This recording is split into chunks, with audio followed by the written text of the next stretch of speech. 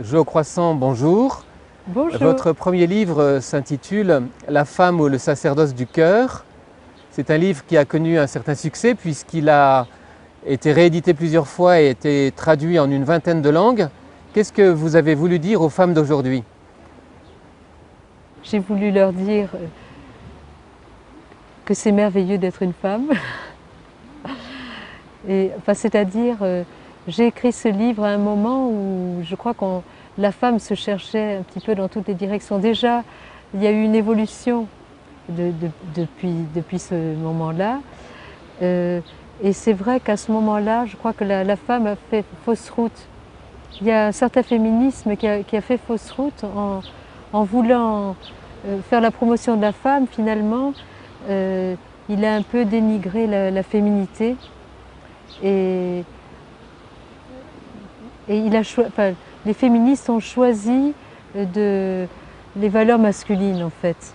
Elles ont adopté les manières de l'homme et les valeurs de l'homme pour pouvoir rivaliser avec l'homme à un même niveau.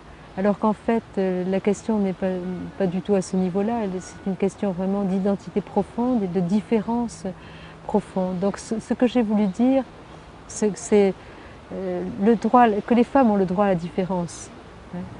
Pourquoi avoir choisi ce titre un peu provoquant en associant les mots femme et sacerdoce?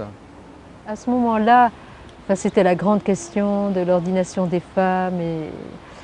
Or, je crois qu'on a trop associé aussi le sacerdoce. Si le sacerdoce est un pouvoir, alors effectivement, pourquoi les femmes ne sont pas ordonnées prêtres? Pourquoi elles sont privées de ce pouvoir? Mais j'allais dire, cet appel, comme dit saint Paul aux Hébreux, on ne se le donne pas à soi-même, on le reçoit, c'est un appel de Dieu. Et en fait, l'homme et la femme participent chacun au sacerdoce, mais en fonction de ce qu'ils sont, en fonction de leur différence. C'est-à-dire l'homme participe d'une manière visible et la femme, qui est la représentante des forces invisibles, participe d'une manière invisible, mystique. Je dirais que l'homme, il a le sacerdoce de l'autorité, mais la femme, le sacerdoce mystique de l'amour. Et ce sacerdoce du cœur, qui est un sacerdoce plus caché, mais qui est une manière pour la femme d'être associée au ministère de l'homme, comme Marie a été associée à l'offrande du Christ, au sacrifice du Christ. Donc l'homme et la femme dans l'Église ont chacun un rôle, une place différente, mais ce n'est pas une question de plus ou de moins, de plus valable ou de moins valable. Et je crois que quand la femme a compris la beauté, la profondeur de sa vocation, qui est être la représentante des forces invisibles, comme la colonne invisible dans l'Église, elle n'aspire pas à autre chose. Elle est comblée. Le sacerdoce du cœur, ça comble infiniment, beaucoup plus qu'un pouvoir. Est-ce que vous pouvez nous dire en quelques mots quels sont les principaux thèmes abordés, comment le livre a été construit, quel est son plan? Donc il est construit selon les différents visages de la femme, fille, épouse et mère.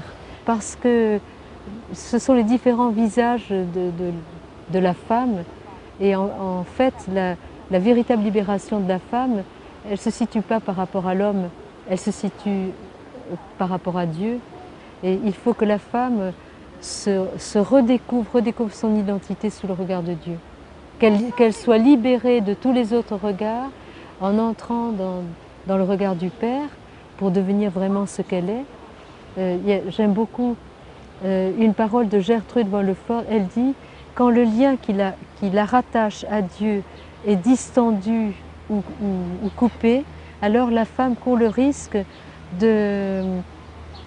elle court deux risques, soit de s'opposer à l'homme, de lutter contre l'homme, soit de se laisser dominer par lui. Et donc, il faut que la femme retrouve ce lien à Dieu pour pouvoir être vraiment ce vis-à-vis que Dieu a voulu pour l'homme.